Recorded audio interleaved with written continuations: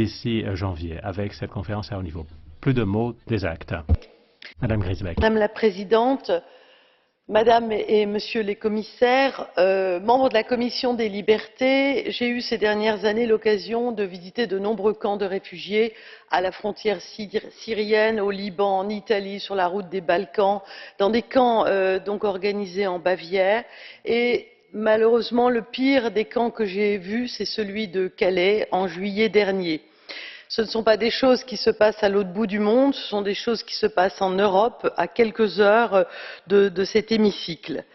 Pour ma part, je voudrais insister sur ce que vous avez évoqué, Monsieur le Commissaire, tout particulièrement la situation des mineurs non accompagnés, la situation des enfants à Calais, qui sont plus de 6 000 aujourd'hui dans ce camp, de 1 000 enfants qui sont exposés au froid, à la fatigue, aux peurs, aux violences, au harcèlement, au travail forcé, à la prostitution, au désespoir, à la disparition. De multiples enfants ont disparu, ou aussi à la mort, puisque certains de ces jeunes sont décédés, étouffés à l'arrière d'un camion ou percutés lors des nuits où ils tentaient de s'évader. La semaine dernière, mon pays, la France, a été condamné concernant la situation d'un enfant kurde dans ce camp qui vivait dans la jungle de Calais et qui a de la famille au Royaume-Uni.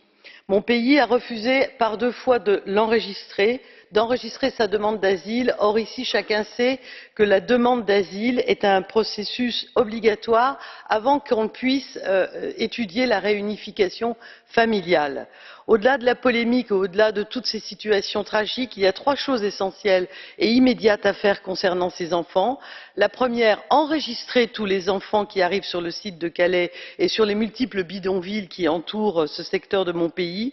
La deuxième, c'est leur garantir à tous l'accès à une information précise dans leur langue et adaptée à leur âge, sur le droit de demander aussi l'asile en France avec la réforme de Dublin, les procédures aussi de réunification familiale et enfin la troisième chose, mettre en œuvre un accueil et une mise à l'abri qui soient adaptés pour ne pas les laisser aux mains des passeurs et aux réseaux criminels. Ces 3 mesures simples, elles doivent être mises en œuvre dans l'immédiat en attendant le démantèlement et de façon simplement à respecter nos obligations européennes et les traités. Merci. Merci, Madame Vergiat. Merci, Madame Vergiat.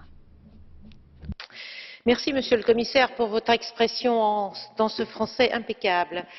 En 1989, tout le monde s'est réjoui de la chute du mur de Berlin.